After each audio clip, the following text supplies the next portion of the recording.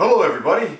Next off the pile is a pair of Stanley No. 60 low angle block planes. Let's take a look at them. The number 60 is a low angle block plane that has an adjustable throat. They were in production from 1889 until 1950. The only difference between the Stanley 60 and a 60 and a half is the nickel plated lever caps on the 60 where the 60 and a half were japanned. The planes are 6 inches long and they have a 1 3/8 inch wide iron. The early models of the 60 had a 1 1/2 inch wide iron. The irons are a bevel up iron. They're ground to 25 degrees, and when in a plane that gives them a 37-degree angle. These old bevel up planes work great for cross grain and end grain. The plane on the left has a sweetheart iron, so it was made between 1930 and 1935. Plane on the right has the V logo. It was made between 1910 and 1912. Time to break them down.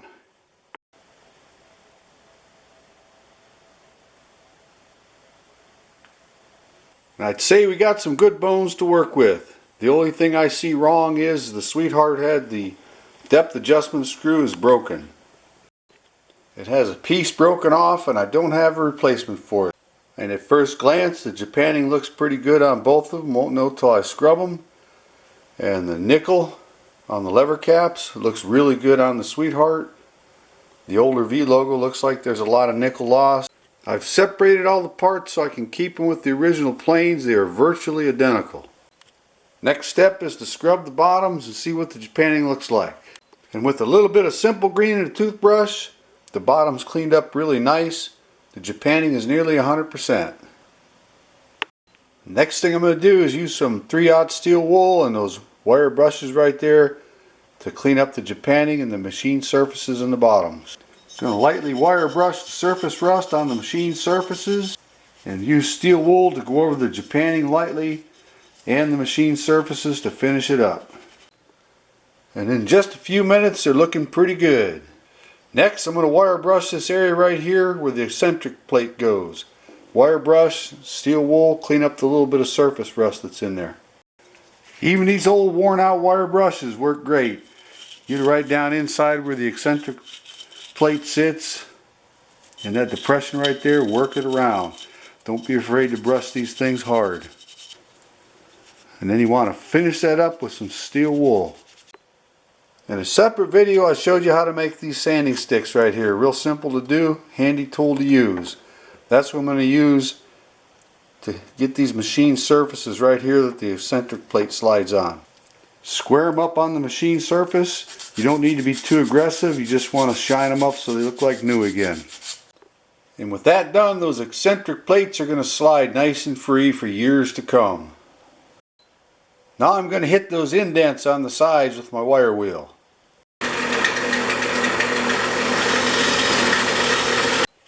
And that's got them looking really good. The sides of these bottoms look real nice. Just a tiny bit of surface rust. I can see the original machining.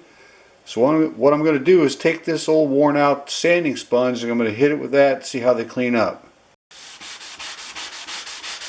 And I'm going to follow that up with some 4/0 steel wool. And I'm going to use a sanding sponge around all these edges right here. Front, back, and top of the sides.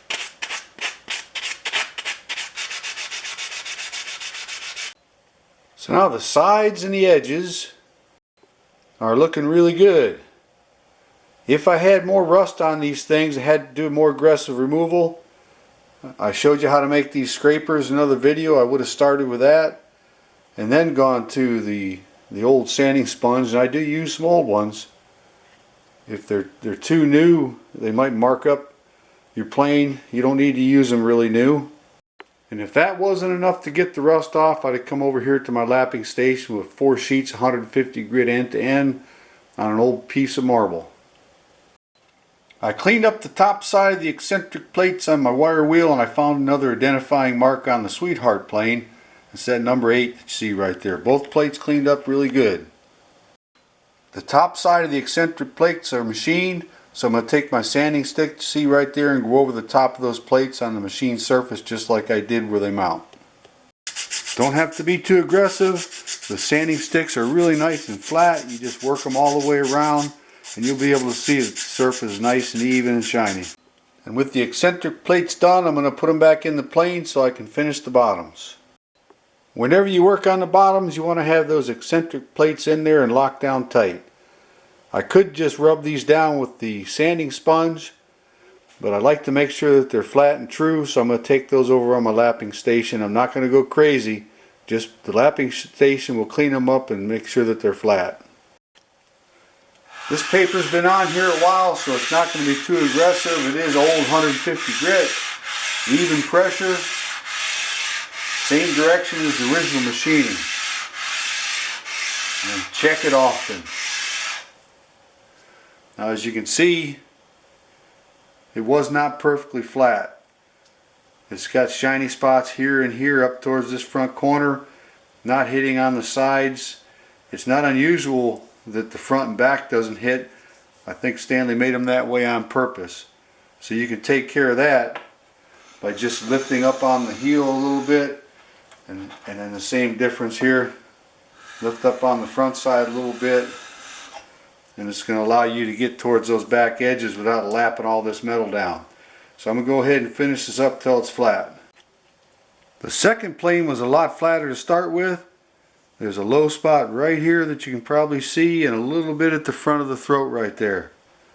I'll move it around, try to make it so you can see it, and then at the heel.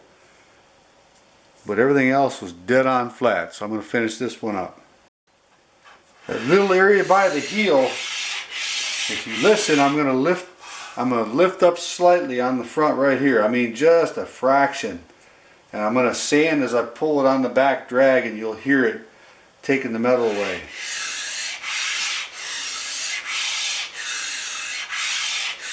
Hear that different sound?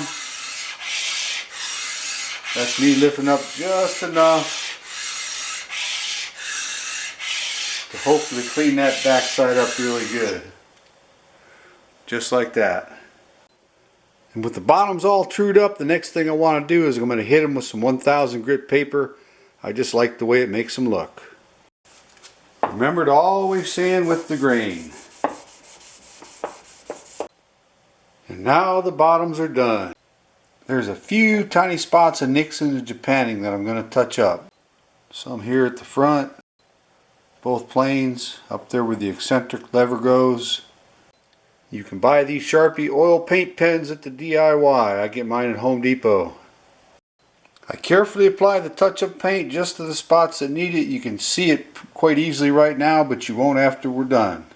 Next is the lever caps. The nickel on the Sweetheart looks really good. The nickel on the older V logo one has got a lot of it missing there in the back side.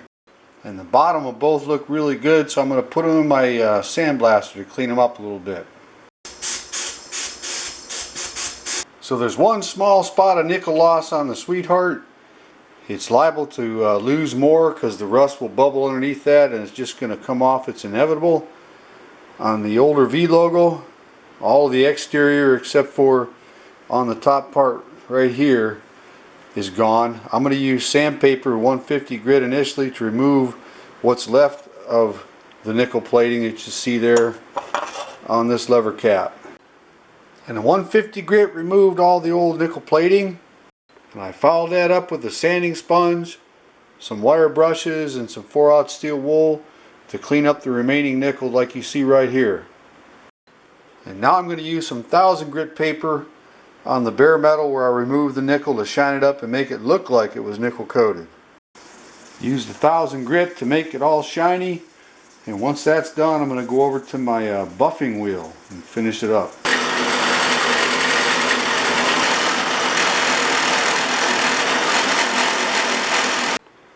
And the caps are done. The nickel coated Sweetheart is on the left and the polished up cap is on the right. Next up are the irons. I'm going to do the edges with a sanding block with 150 grit paper and the slots with a rolled up piece of 150 grit paper. And I did the grooves where the frog engages the irons with my wire wheel. There's not a lot of rust on these irons. I'm going to use my homemade scraper to take off the initial rust. And I'm going to finish them up with some 150 grit paper. And next I'm going to hit them with some 1000 grit paper. And that's got them looking pretty good. There's a look at the front side. And in order to be good users, I got to lap this part of the irons right here, lap them down till they're perfectly flat. And that gets done back over at the lapping station.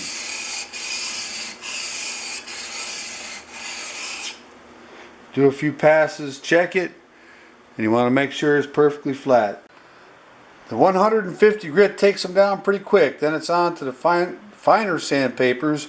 I'm going to use 1000, 3000, 5000, 7000, repeating the same motion side to side.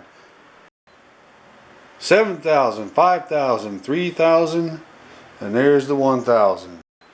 And when applied in reverse of that order, here's what they look like. Ready for a 25-degree bevel.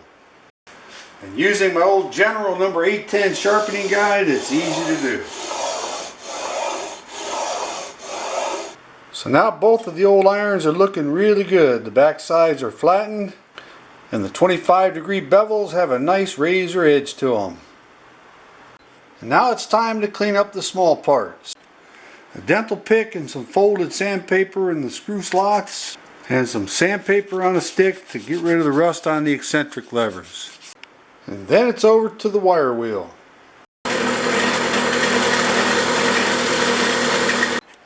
And after the wire wheel, the small parts get a good coat of rim oil.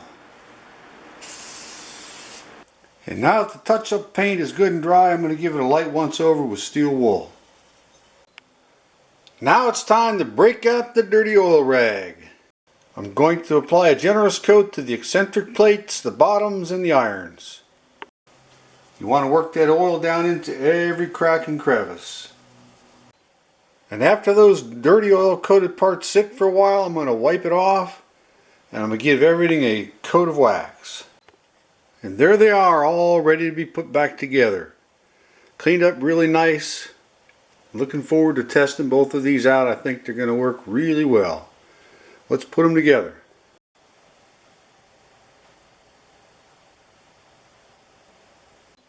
And those are definitely a fine looking pair of number 60s. We'll take a walk around these and look at them for every angle. And both of these old beauties are looking good. If they work just half as good as they look, I'm going to be really happy. And I do really like those black planes with the adjustable throats. There's a look at both of them fully closed and all the way open. Nothing left to do but to take them for a test drive. First up for the test drive is a sweetheart on some 3/4 inch wide pine.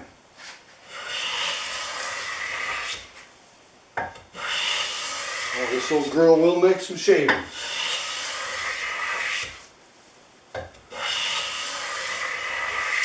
Look at that.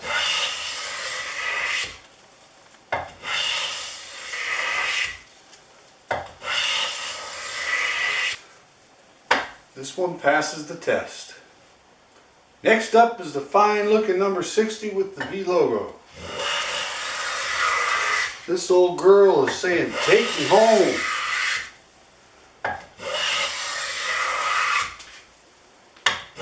Both of these old planes have easily passed their test drive. This plane will cut. And I haven't yet met a pair of Stanley low angle planes that I haven't liked. These two are some excellent performers. And they look good laying there in their bed of shavings. And that's it for this video. These two planes will be going on my eBay listings in December 2017. And also, if you haven't signed up for my free plane giveaway, I'm giving away a Stanley number 5. That's going to happen probably in the first week of December 2017. Yes, a free plane. So find that listing and sign up. Well, that's it. Done for today. Time for supper. Bye.